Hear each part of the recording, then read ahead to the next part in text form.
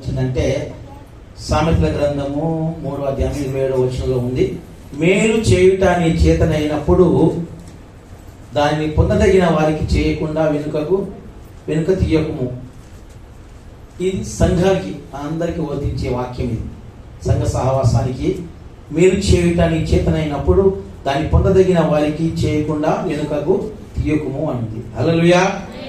దైవ సేవకుడిని నేను తీసినప్పుడు నీ పిల్లలందరూ యెహోవా చేత ఉపదేశం పొందుదురు అని వచ్చింది. దేవునికి మహిమ కలుగును. హల్లెలూయా. అందరం మనందరికీ వర్తిస్తాయి ఈ వాక్యాలు. కాబట్టి దేవుని బిడ్డలారా, మేలు చేయుట నీ చేతనైనప్పుడు దాన్ని పొందదగిన వారికి చేయకుండా వెనుకకు తీయకము అనుంది. హల్లెలూయా. ఆ విధంగా మరి ఈ వాక్యాలన్నీ కూడా ఆత్మ సంబంధమైన మాటలని మనం అనుసరించి ప్రార్థించుకుంటూ నెమరు వేసుకుంటూ జీవించేటువంటి వారంగా ఉండాలి. ఎవరైనా మనం తిడితే ఎప్పుడు మర్చిపోకుండా మనసులోనే పెట్టుకుంటాం. ఆ మనిషి కనబడినప్పుడల్లా, లేకపోతే మన మనసులో కలవరపరుస్తూ ఉంటుంది ఊరికే కనబడినప్పుడు కూడా, అది ఎప్పుడు మర్చిపోము కదా.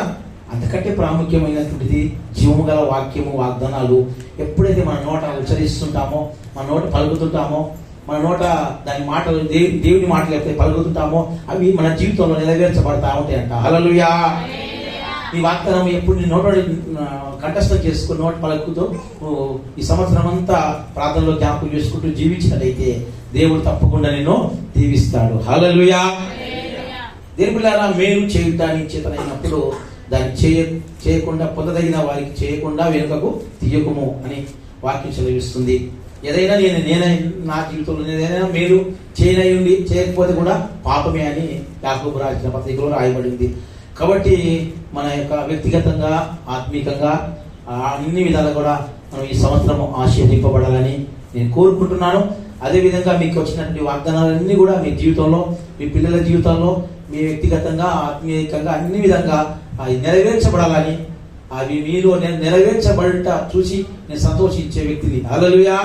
అది నెరవేర్చబడకపోతే బాధపడే వ్యక్తిని. ఫస్ట్ సంతోషించేవాడిని నేనే, బాధపడేవాడిని నేనే. దేనికి వందనాలు. హల్లెలూయా.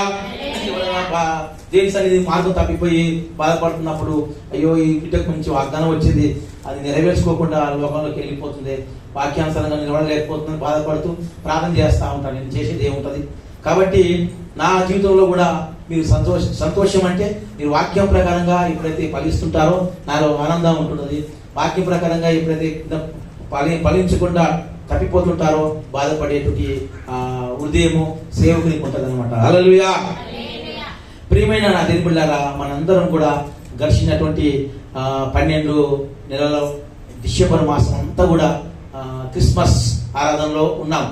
అందరము మంచి వాక్యాలు విన్నాము. క్రిస్మస్ మాటలు, సందేశాలు, సంబరాలు అన్నీ కూడా విన్నాము కదా.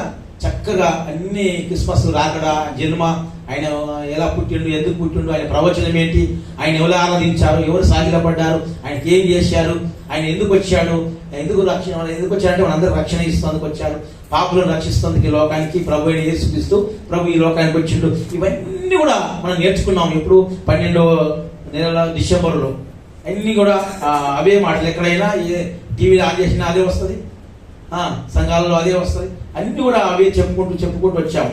నీ కొన్ని మాటలు పరిశుద్ధాత్మ దేవుడు ఈరోజు మన ముందు పెట్టాడు. గమనించండి. నేను వాక్యానికంటే ముందు ఒక మాట అడగాలనుకుంటున్నాను. ఈ సంవత్సరము నేను ఆశీర్వదింపబడాలి, దేవుని దీవింపబడాలి. ఈ సంవత్సరము నేను నిజంగా అన్ని విధాలుగా ఆత్మీయంగాను, ఆర్థికంగాను, ఆరోగ్యకరంగా అన్ని విధాలుగా నేను ఆశీర్వదింపబడాలనుకుని ఆశపడిన వారు ఉంటే మీ ధన్యులండి. హల్లెలూయా. ఈరోజు ఇక్కడ మాట్లాడే ప్రతి మాట ఈరోజు నీ జీవితానికి, నా జీవితానికి ఆశీర్వదింపబడడానికి మార్గము అది. దీవెనలు కోల్పోతాడు మానవుడు, ఎలా ఆశీర్వాదం పొందుకుంటాడు, మనిషి ఏ మార్గం వెళ్తే ప్రభు మార్గంలో వెళ్తాడు అనేటువంటిది ఈరోజు వాక్యం ద్వారా మీకు తేటగా అర్థమయ్యేటట్టుగా క్లుప్తంగా చెప్పాలని నేను నిర్ణయించుకున్నాను. దేవుని బిడ్డలారా, మీకు క్లుప్తంగా వాక్యాన్ని అందించి నేను బలారాధన కార్యక్రమంలోకి వెళ్తాను. కాబట్టి దేవుని బిడ్డలారా, మీకు వాక్యాలు ఎక్కువ చదవాల్సినటువంటి అవసరం ఏమి లేదు. మీ ముందు ఉన్నటువంటివే, చదివినటువంటివే, విన్నటువంటివే, అందరి మా ఊహలో ఆలోచనలో ఉన్నటువంటి మాటలే మీకు చెప్తాను. ప్రియమైన నా దేవుని బిడ్డలారా, గమనించండి. బైబిల్లో అందరి గురించి రాయబడింది. మార్గం తప్పిపోయిన వారి గురించి రాయబడింది, మార్గంలో ఉన్న వాళ్ళ గురించి రాయబడింది. దివింపబడేవాడు, ఆశ్రయింపబడిన వాడి గురించి రాయబడింది. దరిద్రం పొందుకొని నశించిపోయిన వారి గురించి రాయబడింది.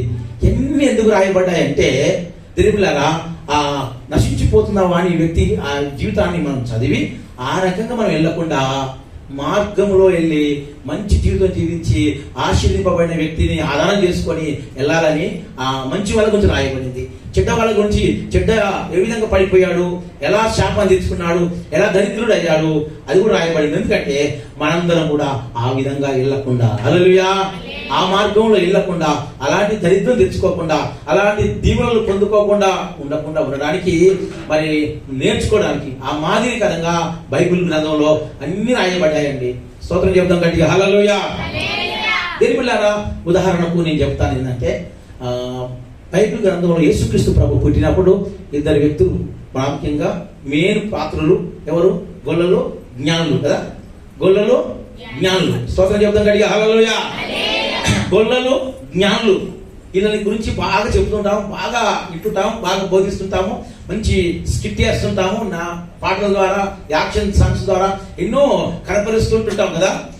గమనించండి దేని బిడ్డలారా, యేసుక్రీస్తు ప్రభుల వారు జన్మించినప్పుడు మరి గొల్లలని ఒకటి, జ్ఞానులని ఇద్దరిని మనం గమనిద్దాం. ఇప్పుడు ఆ గొల్లలని జ్ఞానులని గమనిద్దాం. యేసుక్రీస్తు ప్రభు జన్మించినప్పుడు పరలోకం నుంచి దూత దిగి వచ్చి గొల్లలతో మాట్లాడింది, అంతేనా కదా? స్తోత్రం, హల్లెలూయా. గాబ్రియేలు దూత వచ్చి గొల్లలతో మాట్లాడింది. దావీదు పట్టణమందు నేడు రక్షకుడు మీ కొరకు పుట్టి ఉన్నాడు, ఆయనే రక్షకుడు యేసుక్రీస్తు ప్రభు అని తెలియజేశారు. యేసుక్రీస్తు ప్రభు యొక్క సువార్త చెప్పారు. చెప్పినప్పుడు మరి ఎమ్మటే వాళ్ళు ఆనమాలు తీసుకొని, అడ్రాలు తీసుకొని ఎక్కడ ఉన్నాడో చెప్పి ఆ పశువుల పాకలోనే పశువుల తొట్టిలో పండుకొని ఉన్నాడని చెప్పారు. దేవదూతలు చెప్పారు. చెప్పగానే ఎమ్మటే దేవుని బిడ్డలారా ఆ గొల్లవాళ్ళు